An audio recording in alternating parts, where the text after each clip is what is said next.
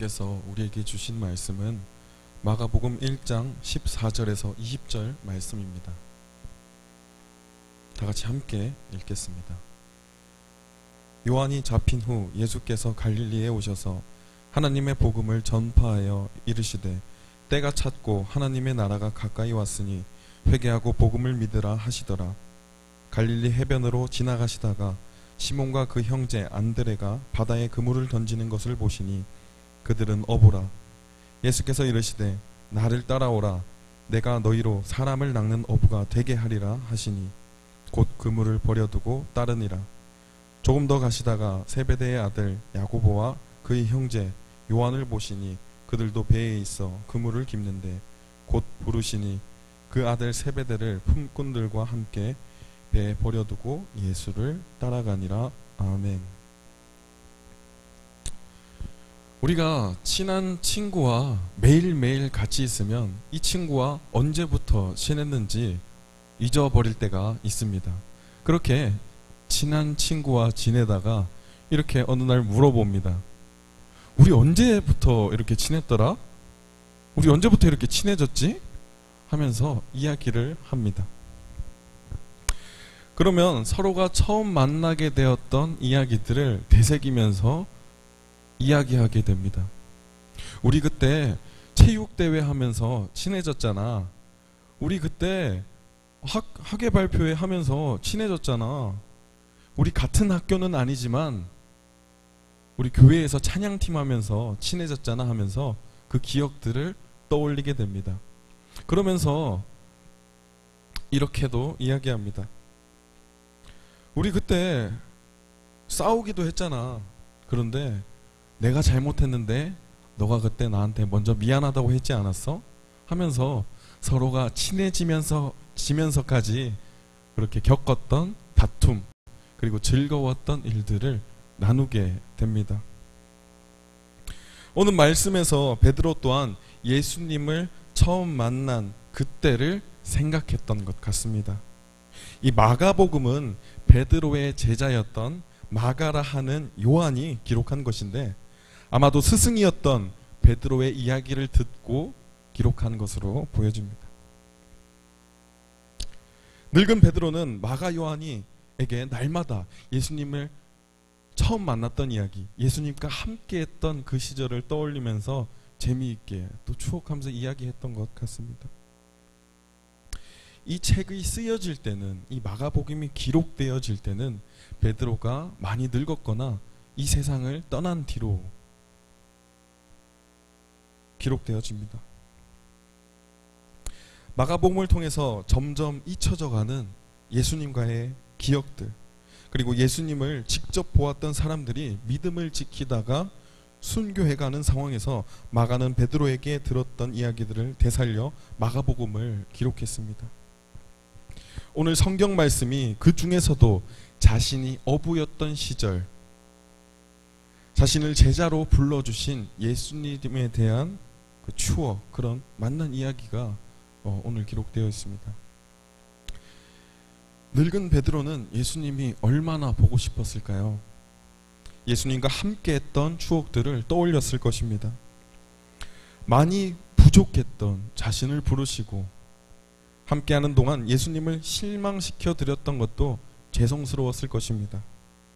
하지만 실망 속에서도 자신을 끝까지 사랑하시고 제자 삼아주신 예수님께 감사했을 것입니다. 우리는 자격을 많이 따집니다. 경찰이 될 만한 자격, 의사가 될 만한 자격, 그리고 소방관이 될 만한 자격을 우리는 많이 따집니다. 만약에 경찰관이 범죄자보다 더 많은 범죄를 저질렀다면 경찰관으로서의 자격이 부족해 보입니다. 사람의 생명을 다뤄야 될 의사가 사람을 살릴 지식과 의술이 그런 자격이 있지 않다면 사람의 생명은, 그 환자는 위험해질 수 있습니다. 소방관이 만약 불을 끄는 지식이 없다면, 그 불을 끌 줄 모른다면 소방관이 불을 난 집에 사람을 구하지 못할 뿐더러 자신마저 위험해지는 경우가 있을 수 있습니다. 우리가 학교에서 반장을 뽑을 때도 자격을 따집니다. 이 친구가 한 학기 1년을 이끌어갈 자격이 되는가, 반장이 될 만한 능력이 있는가를 우리는 따지고 투표해서 반장을 선출합니다. 이렇듯 자격은 중요합니다. 그렇다면 예수님의 제자들에게 예수님의 제자가 될 만한 자격이 있었을까요? 예수님의 제자는 12제자가 있었습니다. 그 중에서 오늘 예수님께서 부르신 4명의 제자와 그리고 성경에 좀 두드러지게 나오는 나머지 제자들을 한번 살펴보고자 합니다. 먼저는 베드로입니다. 베드로는 어부였습니다. 베드로는 그런데 글을 쓸 줄 몰라서 그런지 이 마가복음도 마가라 하는 요한이 대신 기록해 주었고, 베드로 전서 후서도 다른 사람이 베드로의 이야기를 대신 적어준 걸로 보아 베드로는 글을 모르는 사람이었을 걸로 생각됩니다. 한마디로 조금 무식했습니다. 그의 같은 제자였던 야고보와 그리고 요한은 어떠했을까요? 이 둘도 여전히 어부였습니다. 16절 한번 같이 보겠습니다. 갈릴리 해변으로 지나가시다가 시몬과 그 형제 안드레가 바다에 그물을 던지는 것을 보시니 그들은 어부라. 19절입니다. 조금 더 가시다가 세베대의 아들 야고보와 그 형제 요한을 보시니 그들도 배에 있어 그물을 깁는데. 요한과 안드레도 어부였습니다. 예수님께서는 이 둘에게 특별히 별명을 지어주셨는데 그 별명은 보아너게라는 별명이었습니다. 이 뜻은 우레의 아들이라는 표현인데 쉽게 말해서 천둥과 같다, 천둥의 아들이다 라는 뜻입니다. 이 둘이 얼마나 성격이 급했는지 하는 행동들을 보면 불과 같았습니다. 예수님께서 사마리아인들을 대하실 때도 이들은 예수님 뭘 그렇게 복잡하게 하십니까? 이들을 그냥 불로 심판하시면 될 것 아닙니까? 하면서 이렇게 불같이 예수님께 말하던 그런 제자였습니다. 예수님께서는 이런 이들에게 보아너게 너네 참 성격이 불 같구나, 천둥 같구나 하면서 별명을 지어주셨습니다. 우리 옛말에 이런 말이 있습니다. 무식하면 착하기라도 해야지. 좀 거친 표현이었습니다만 이 제자들이 지식이 없는 건 둘째치고 무슨 예수님의 제자가 될 만한 성품마저 좀 부족해 보입니다. 빌립은 어떠했을까요? 오병이어 사건이 있을 때 빌립은 예수님께 이렇게 얘기합니다. 예수님, 이 많은 사람들을 먹이려면 아마 이 정도 금액이 들 것 같은데요? 우리에겐 그런 돈이 없잖아요. 하면서 예수님께 말합니다. 이런 걸로 미뤄보아 빌립은 아마 계산적인 사람이었던 것 같습니다. 두 번째로 도마입니다. 도마는 예수님이 부활하신 소식을 듣자마자 이렇게 얘기합니다. 내가 그걸 어떻게 믿어? 내 두 눈으로 보기 전까지 내가 절대로 믿지 않을 거라고 이야기합니다. 이렇듯 의심 많은 도마였습니다. 다음은 세리 마태입니다.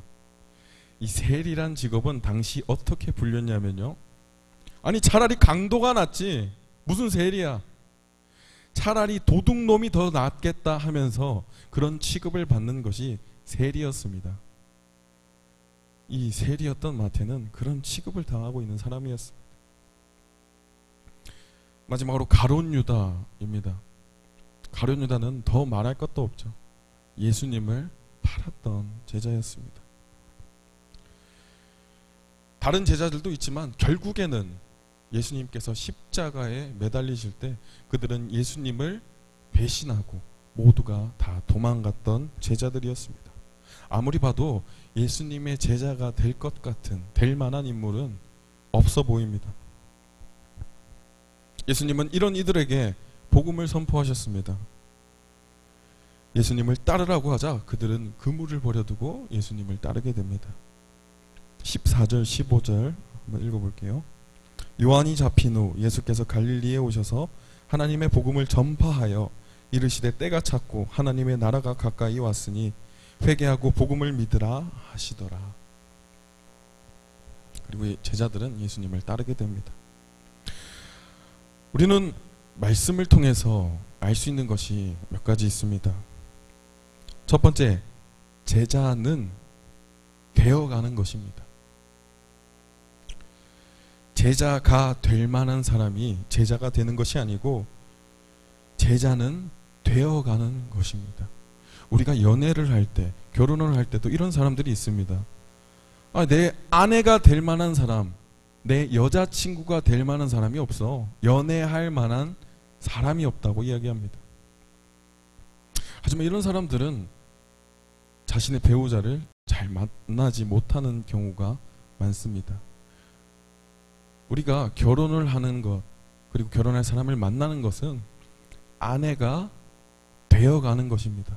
그리고 서로 남편이 되어가는 것입니다. 그러다가 자식을 낳으면 부모가 되어가는 것입니다. 제자들도 마찬가지입니다. 예수님의 제자가 되어가는 것입니다. 그런데 성경에 자신이 예수님의 제자가 될 만하다고 생각했던 인물이 한 명 나옵니다. 그들은 서기관, 또 바리새인, 또 부자 청년들이 있었는데 그 중에 오늘 부자 청년에 대해서 들려드리겠습니다. 한 부자 청년이 예수님에게 와서 영생을 물어봅니다. 자신이 옛날부터 하나님의 계명을 다 알고 있었고 그것을 엄격하게 지켰다고 이 부자 청년은 이야기합니다. 자신은 살인하지도 않았고 간음하지도 않았고 부모를 공경했으며 율법의 기준으로 보아서는 자신이 아무 문제가 없다고 했습니다. 부자 청년은 꽤나 자신 있어 하면서 예수님께 이렇게 말했습니다.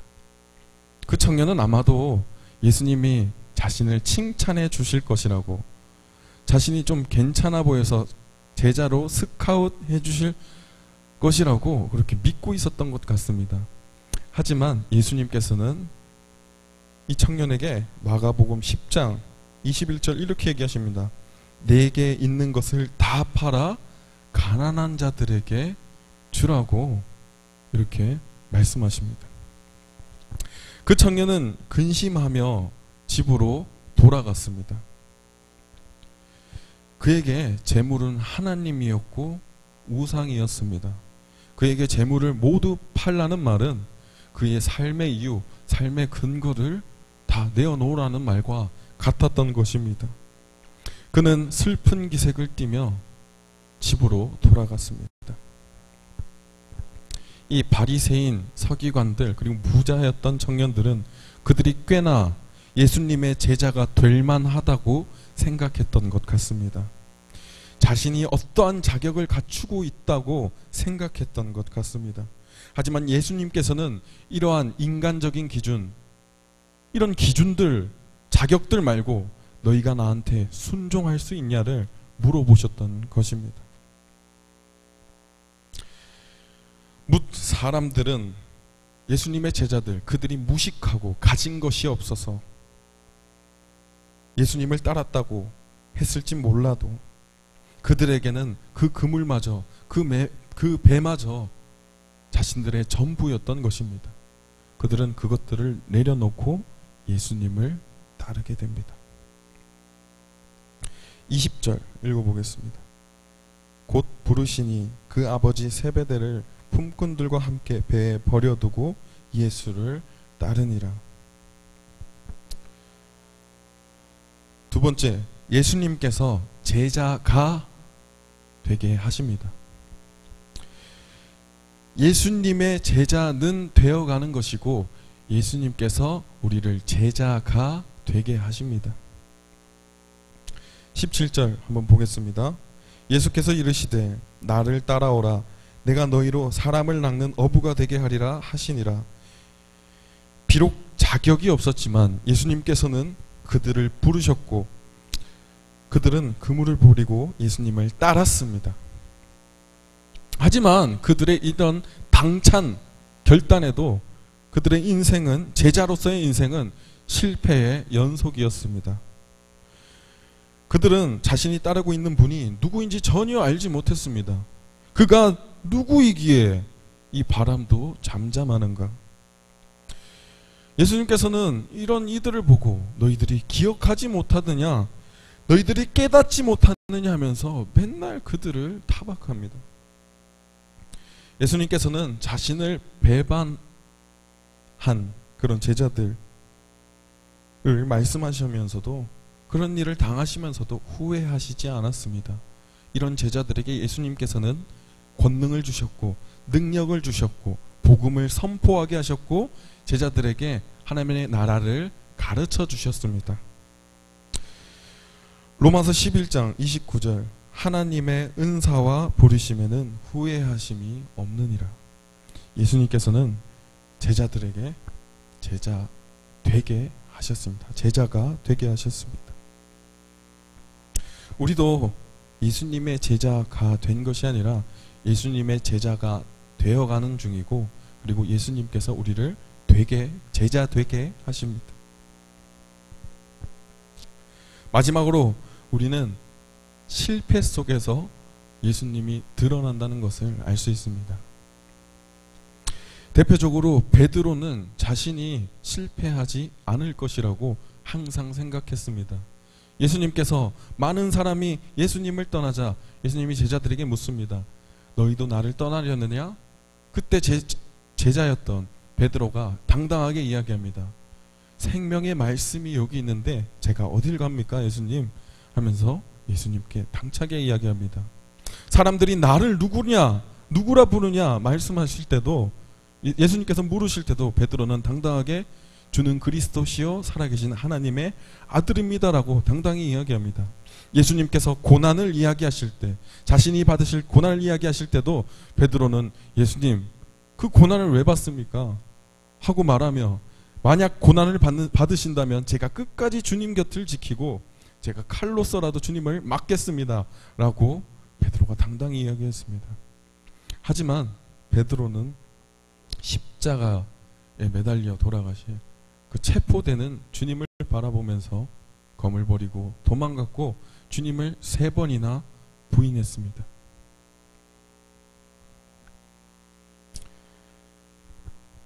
이런 실패한 베드로에게 주님께서 부활하셔서 찾아오셨습니다.